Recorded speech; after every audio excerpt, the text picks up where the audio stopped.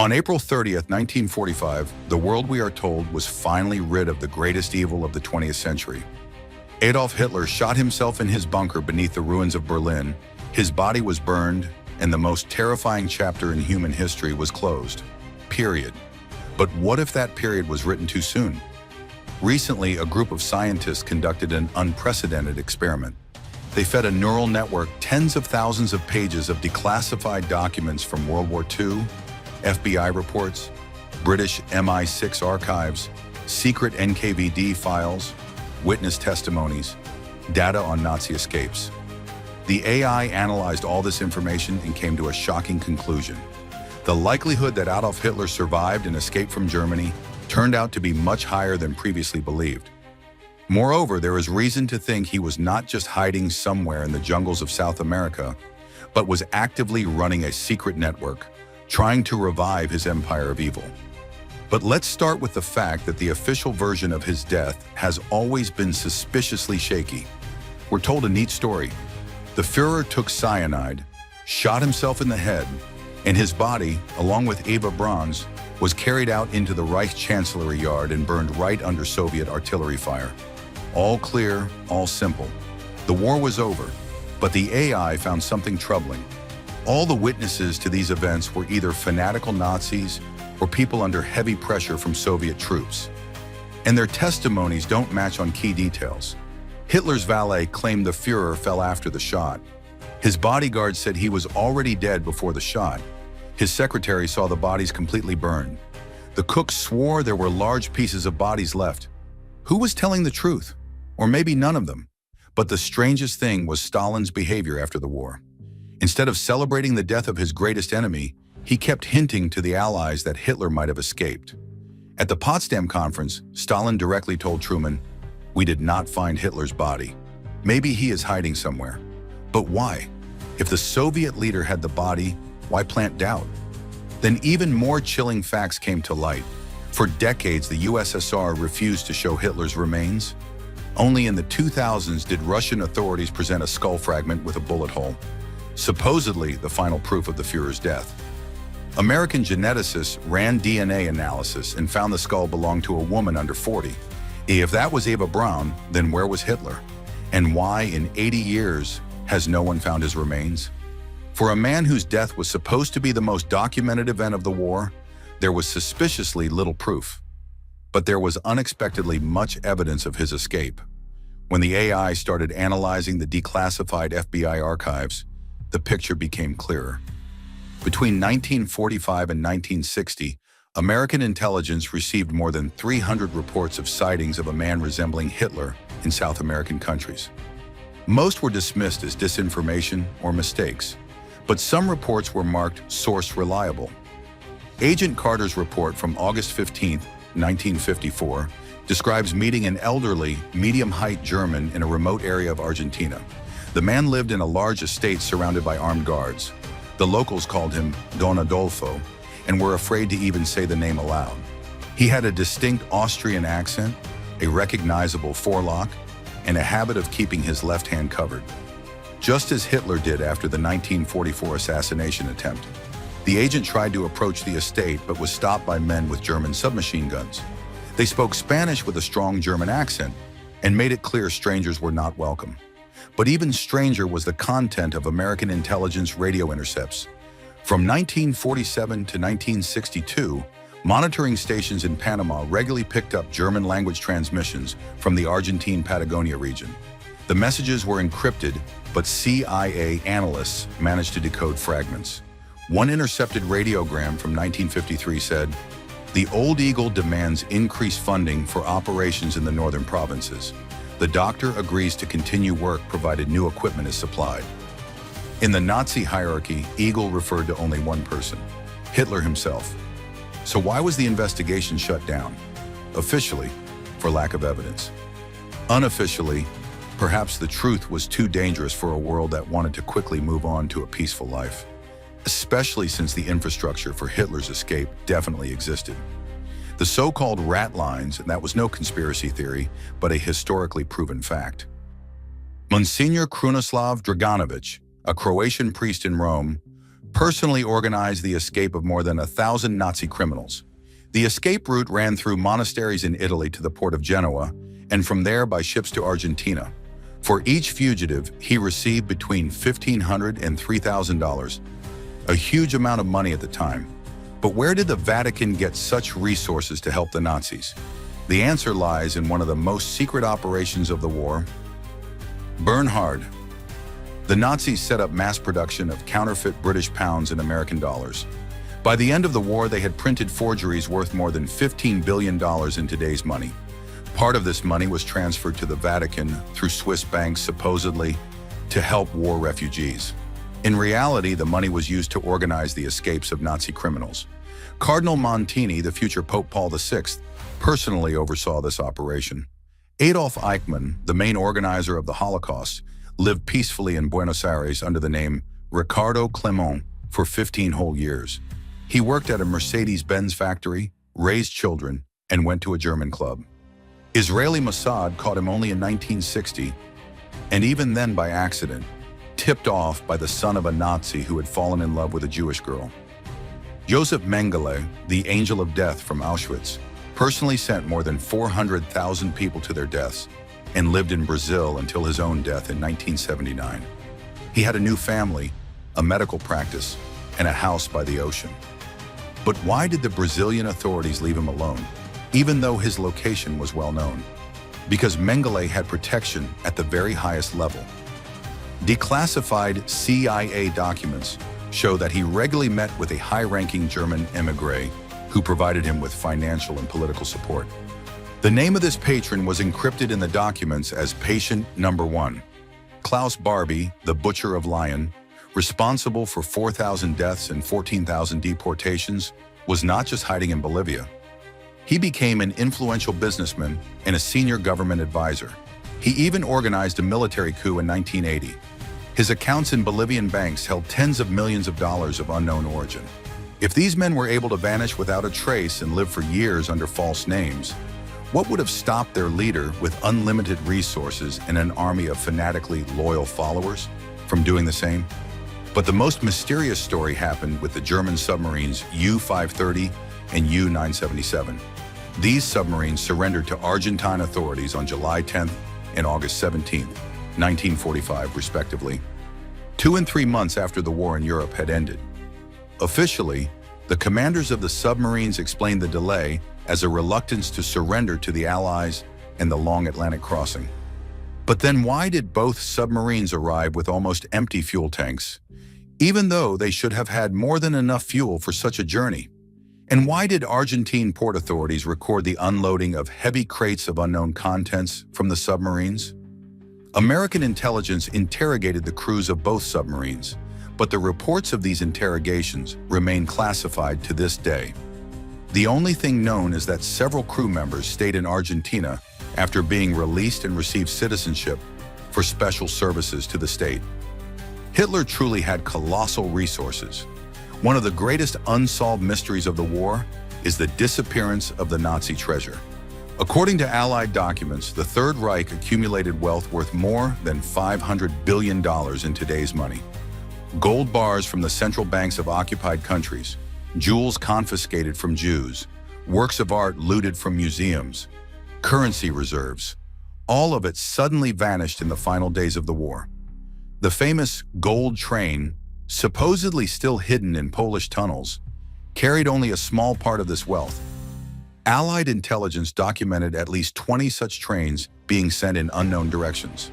The Swiss bank UBS still holds more than 4,000 accounts open between 1940 and 1945 for enormous sums that remain unclaimed. In 1996, American auditors discovered that during the war years alone, $7 billion worth of gold passed through just one Swiss bank. But the most interesting part, some of those accounts had funds regularly withdrawn between 1945 and 1975. Who had access to these accounts 30 years after the war? Bank documents show that the withdrawals were authorized by signatures of trusted representatives with the code names A. Wolf and G. Schultz.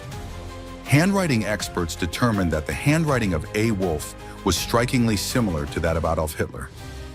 Norman Ohler, a German journalist and researcher, author of a book about drugs in Nazi Germany, decided to look for answers in South America itself. What he discovered during his trips through Patagonia makes us reconsider everything we know about post-war history. In the small Argentine town of Bariloche, Oller met with 83-year-old Esteban Moreira, whose son had worked at a German ranch in the mountains in the 1950s. According to the old man, the owner of the ranch was a pale, thin man with a limp and a deformed left hand. Exactly the kind of injuries Hitler had sustained after Colonel Stauffenberg's assassination attempt. The German never gave his name, spoke rarely and softly, but the workers treated him with respect mixed with fear. European newspapers were brought to him, he listened to German radio, and in the evenings he would walk on the terrace for a long time, waving his hands and mumbling to himself, just as Hitler used to rehearse his speeches. Workers were strictly forbidden to approach the main house or ask questions about the owner. Anyone who broke the rules was immediately fired and given a large sum of money, apparently for silence. But one of the workers told Moreira a strange detail. The owner had a habit of raising his right arm every morning in a characteristic gesture, saluting the rising sun. In another settlement, deeper in the Andes, Oller was shown the ruins of a massive stone mansion that locals called La Casa del Alemán, the German's house. The building was constructed in a typical German style, with thick walls and underground rooms. According to old-timers, an influential man lived there for several years with numerous guards and servants. Neighbors remembered black limousines with tinted windows that regularly brought visitors. Sometimes they heard German-language radio transmissions and loud voices, as if meetings were taking place. The local postman said that letters and parcels from Germany were regularly delivered to the mansion, addressed simply to Herrn Wolf, Mr. Wolf. But in 1962, the mansion suddenly became empty. The owner disappeared as mysteriously as he had appeared. The local authorities explained that the German gentleman moved to another country for family reasons. But the most chilling discovery awaited Oller in the archives of the Argentine police. He found reports of strange events in remote areas of the country in the 1950s and 60s. Large purchases of radio equipment, construction of disguised airstrips, cargo ships arriving at night. Police reports mentioned large trucks with German plates that regularly transported scientific equipment from ports into the interior of the country. When the police tried to stop these convoys for inspection, they were shown documents signed by high-ranking officials of the Argentine Foreign Ministry. But why did no one link these events to Hitler's possible presence? Perhaps because he was not simply hiding from justice. He was trying to revive the Fourth Reich. After the war, the Nazis indeed created a secret organization called Odessa, organization of former SS members. Officially, it helped war criminals escape justice. In reality, its goals were much bigger. Odessa was preparing to create a Fourth Reich, not as a new state on the world map, but as a global secret network of influence. A network that would penetrate the economy, politics, and social institutions of various countries, gradually laying the groundwork for the rebirth of National Socialism. According to some declassified documents, the command center of this network was located in South America, and the entire operation was run personally by Adolf Hitler or one of his closest associates from his secret hideout. Picture this, in a luxurious estate in the Argentine jungle, behind massive walls and barbed wire, an aging Führer continued to dream of his world domination, but now not with armies and tanks, but with vast sums of money and influence. He placed his people in key positions in industrial corporations, financed right-wing political movements in different countries, maintained ties with supporters still in Europe.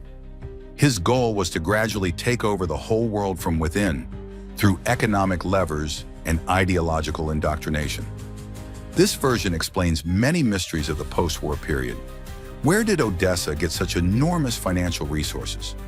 Why, in the 1950s and 60s, did dozens of German settlements with suspiciously high living standards appear in Argentina, Chile, and Paraguay? Who financed the incredibly expensive construction of private airstrips and radio stations in the impenetrable jungles of South America? Colonia Dignidad in Chile is a vivid example of such a settlement. Officially, it was a religious commune of German settlers. In reality, it was a closed enclave covering 115 square miles, where Nazi-style order reigned and horrific medical experiments on people were carried out. The founder of the colony, Paul Schaefer, was a pedophile and sadist who had fled from Nazi Germany. But where did he get the money to buy such a huge piece of land and build modern infrastructure? Who protected the colony from the Chilean authorities for more than 40 years? The archives of Chilean intelligence contain documents about a high-ranking German patron of the colony who regularly visited the settlement and gave instructions to its leadership. The name of this man is not mentioned in the documents, only the code name Old Father. Witnesses spoke of an elderly man with a cane and an eye patch who arrived at the colony on a private plane. He was greeted with special honors, and all the residents lined up to welcome him. Strangely, this man never stayed in the colony longer than one day. Similar settlements arose in Paraguay, the town of Nueva Germania in Brazil, the settlement of Santa Catalina, and in Argentina, dozens of German ranches and farms. They all shared similar traits: strict access control, their own radio stations, regular deliveries of goods from Europe, and suspiciously large financial resources. But the most sinister aspect was the scientific and technical side of the Fourth Reich. After the war, not only Nazi money and high-ranking officials disappeared without a trace, but also a great number of scientists and engineers. As part of Operation Paperclip, the United States officially took in 1,600 German scientists and engineers. But according to military intelligence, more than 3,000 scientists and engineers disappeared from Germany in the final days of the war. Where did the other 1,500 go? Physicists, chemists, rocket engineers, biologists, they simply vanished into thin air. In the 1970s, Brazilian police discovered a secret laboratory deep in the Amazon jungle, equipped with the latest technology. Experiments were being conducted there with radioactive materials and chemical weapons.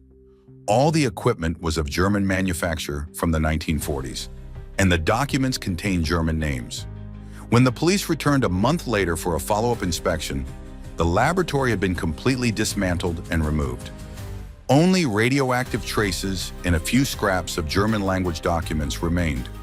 One surviving fragment mentioned Project Valkyrie II and new opportunities for the fatherland. Similar facilities were found in Argentina, Chile, and Paraguay. All of them showed signs of hasty evacuation. In Argentina, an underground complex with biological research labs was discovered. In Paraguay, an abandoned rocket installation. In Chile, the remnants of a poison gas factory. It gave the impression that somewhere in South America, a sprawling network of secret research centers had been operating for many years. But who coordinated their activities? Who financed such expensive projects? The answer may lie in declassified American intelligence documents about the so-called New Swabia operation. In 1938-39, Nazi Germany sent a scientific expedition to Antarctica, which explored a vast area and established several bases there. After the war, these bases were never found by the Allies. Even stranger was American behavior after the war. In 1946-47, the United States sent a massive military expedition to Antarctica called Operation High Jump. It was led by Admiral Richard Byrd. Officially, it was a scientific mission to study the icy continent. But why then bring warships, submarines, and 4,000 armed soldiers? What kind of science requires a whole army? Even stranger, the expedition was suddenly cut short after 2 months instead of the planned 8. What made the Americans leave Antarctica so quickly? After returning, Admiral Byrd gave an interview to a Chilean newspaper where he made a strange remark about hostile forces with technologies capable of flying from pole to pole in an incredibly short time. What forces was he talking about? What did the Americans find in the Antarctic ice? And most importantly, why are all the documents about this operation still classified 80 years later? Why did Hitler need all those laboratories, scientists, and secret bases? Perhaps he was planning to create fundamentally new kinds of weapons, more advanced than the atomic bomb. Weapons that would allow him to return to world politics not as a fugitive criminal, but as the leader of a new superpower. According to some sources, Nazi scientists were working on next-generation biological weapons, psychotropic substances for mass mind control, and even primitive computer systems to coordinate global operations.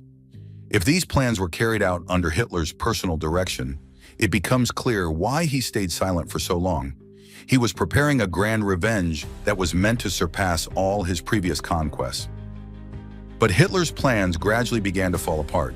In the 1960s, the hunt for Nazi criminals intensified sharply. Israeli Mossad, CIA agents, and European intelligence services all joined the game. Mossad's operation to capture Eichmann in 1960 was a wake-up call for the entire Nazi network. Israeli agents did not stop at Eichmann. They compiled lists of more than 1,000 wanted criminals and methodically hunted each one. Simon Wiesenthal, the famous Nazi hunter, received information about the whereabouts of fugitives from sources he never revealed. But judging by the accuracy of the data, he must have had agents inside the Odessa network itself. In 1962, Adolf Eichmann was captured. In 1967, Herbert Kappler was killed during an attempted prison escape. In 1971, Heinrich Müller was found dead in his home in South America.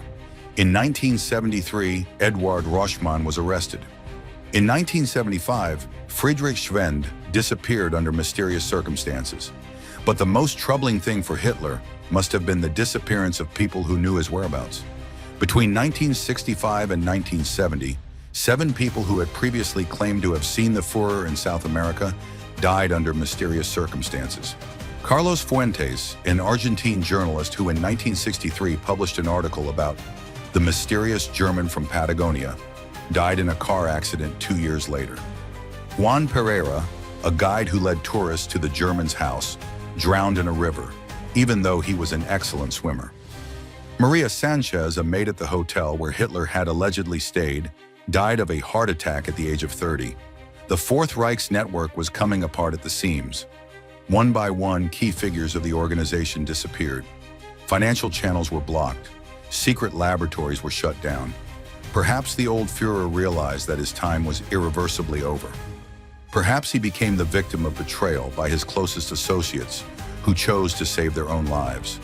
Or maybe the ambitious plans of the Fourth Reich required such enormous resources that even the Nazi treasures could not sustain them. Moreover, the world of the 1960s to 70s was radically different from the world of the 1940s. New communication technologies made secrecy more difficult. Radar, improved aerial reconnaissance, and international intelligence cooperation made complete secrecy impossible.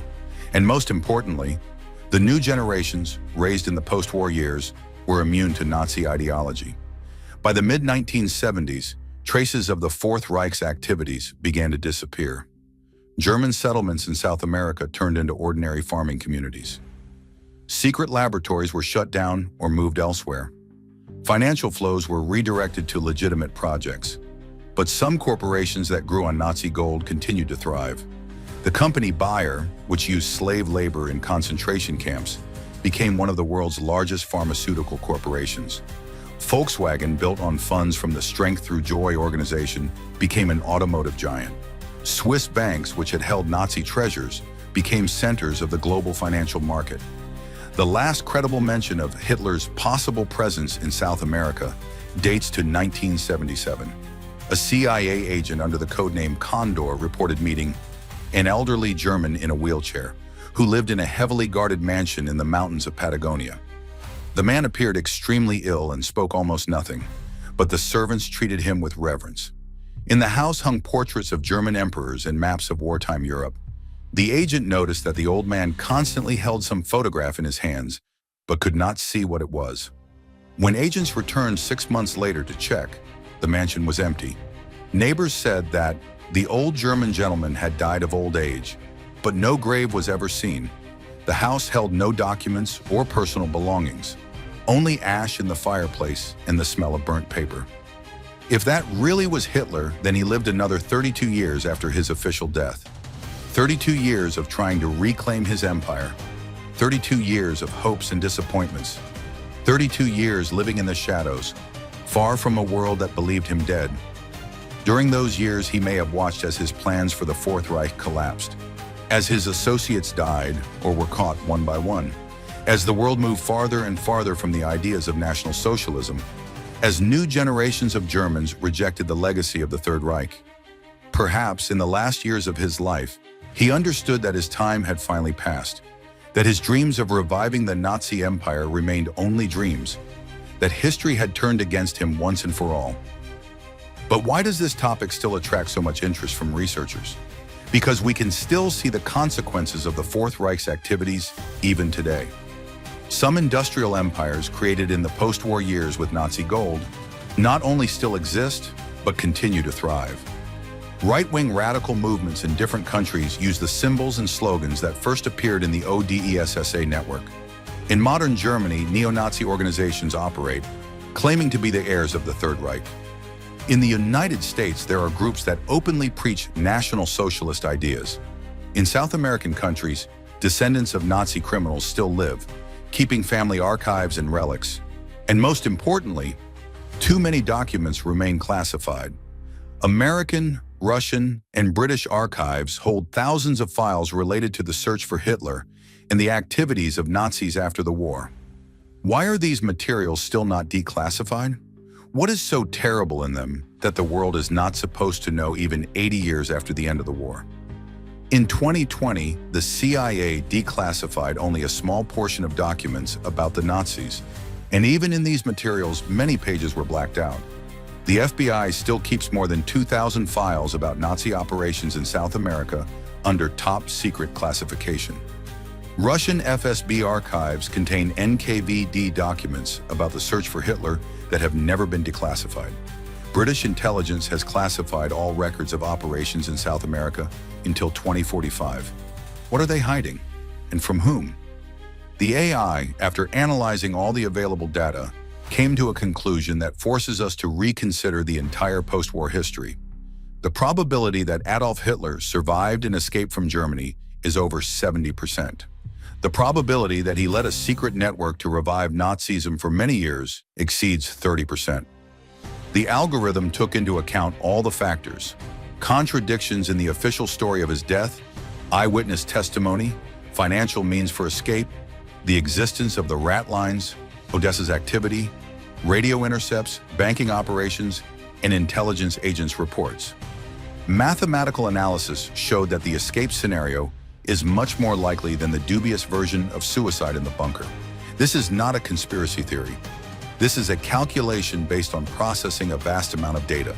The AI has no bias, is not influenced by politics, and does not depend on historical dogmas. It simply analyzes facts and draws conclusions. And these conclusions tell us that we have lived in a world built on lies, that the victory over Nazism was incomplete, that the most terrifying criminal of the 20th century most likely escaped, deserved punishment, and continued his destructive work for many years. Perhaps we will never find Hitler's grave or get 100% confirmation of his death. Perhaps some secrets of the Fourth Reich will remain forever buried in secret archives or taken to the grave by the last witnesses. But one thing can be said with certainty: the history of World War II is far from over. The war did not end with Germany's surrender on May 9, 1945.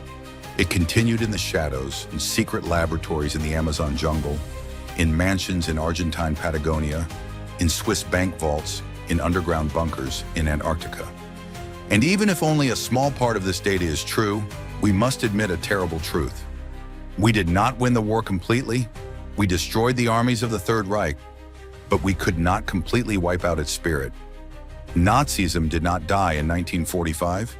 It went underground, regrouped, adapted to new conditions, and perhaps it is still waiting for its moment somewhere in the shadows of the modern world.